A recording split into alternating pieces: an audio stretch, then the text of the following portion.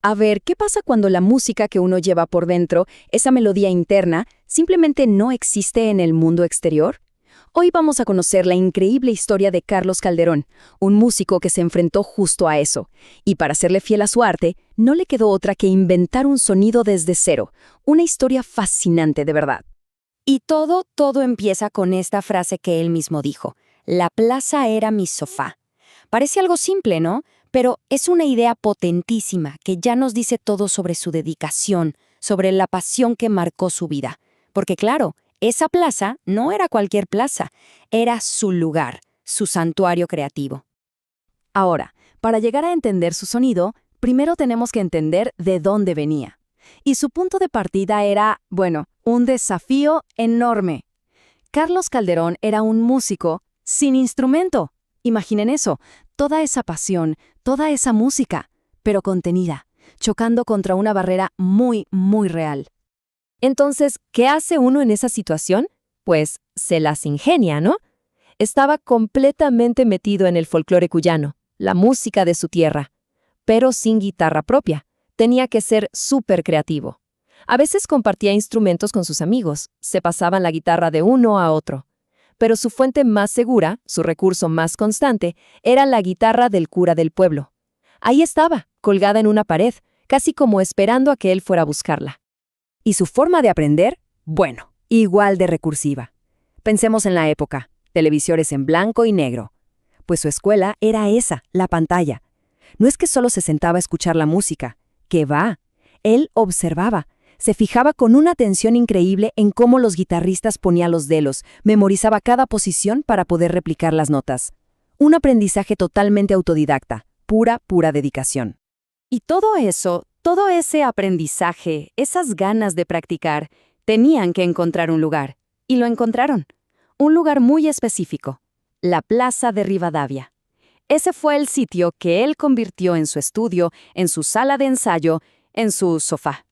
Y acá viene un dato que es tremendo. 72 horas seguidas tocando en la plaza. O sea, estamos hablando de 3 días enteros. 3 días. Eso ya no es solo dedicación, es una inversión absoluta, casi sobrehumana, una entrega total a su música, para que nos demos una idea del nivel de compromiso que tenía. Vamos a imaginarnos la escena. No es un estudio de grabación con paredes aislantes ni nada de eso. Es al aire libre, bajo una palmera, él sentado en el pasto. En sus manos, la guitarra prestada del cura. En ese momento, la plaza dejó de ser una plaza y se convirtió en su sala de ensayo, su laboratorio para experimentar con sonidos, su verdadero hogar como artista. Pero es justo ahí, en medio de esas horas y horas de práctica, donde aparece el conflicto, el problema. Porque a pesar de que ya dominaba las notas del folclore cuyano, la música que todos conocían, se dio cuenta de algo fundamental. Se topó con una verdad un poco incómoda. Ese sonido no era su sonido. Y aquí es donde vemos el choque de dos mundos. Por un lado, estaba el sonido tradicional, ¿no? El folclore cuyano, las notas de siempre, las que había aprendido con tanto esfuerzo. Pero por el otro lado, estaba esa música que tenía en la cabeza, un sonido completamente original que le daba vueltas y vueltas, que pujaba por salir, pero que simplemente no podía expresarse con las herramientas que ya existían. Y él mismo lo dijo con sus propias palabras, y creo que lo resume perfecto. Descubrió que el sonido de esas notas tradicionales no acompañaban a esa música que tenía. Ojo, y esto es importante, no es que estuviera criticando la tradición, para nada. Era más bien darse cuenta de que su propia voz, su arte, necesitaba un idioma nuevo, un lenguaje diferente para poder hablar. Y esa sensación, esa disconformidad, fue la chispa que encendió todo. En lugar de tratar de meter su música a la fuerza en los moldes que ya conocía, hizo algo que pocos se atreven. Rompió esos moldes. Decidió construir los suyos. En ese momento, dejó de ser un intérprete y se convirtió en un creador. Y fíjense bien en esta frase: tuve que crear ese sonido propio. La palabra clave ahí es tuve. No dice quise o se me ocurrió, dice tuve. No fue una opción, no fue un experimento, fue una necesidad absoluta. Para que esa música que llevaba dentro pudiera ver la luz, él tenía que inventar ese sonido. Era una cuestión de honestidad con su propio arte. Y el proceso de creación fue súper orgánico, muy intuitivo. Todo partió de esa sensación de que algo no cuadraba, ¿no? Y de ahí se puso a experimentar, a jugar con los dedos sobre la guitarra. Él lo describe como sacar un dedo, poner un dedo, ya como con aire.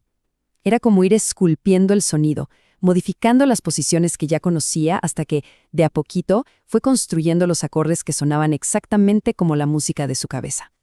Y entonces, como resultado de todo este viaje, de la falta de una guitarra, de las horas y horas en la plaza, de esa decisión valiente de hacerle caso a su instinto, nació algo completamente nuevo. Lo que Carlos Calderón había creado era, ni más ni menos, que una nueva voz para la guitarra, un lenguaje musical que no se parecía a nada. No era algo que te enseñaran en un conservatorio, ni algo que escucharas en las peñas de folclore de la época. Era único. Era suyo. Pero, a ver, ¿cómo sonaba eso?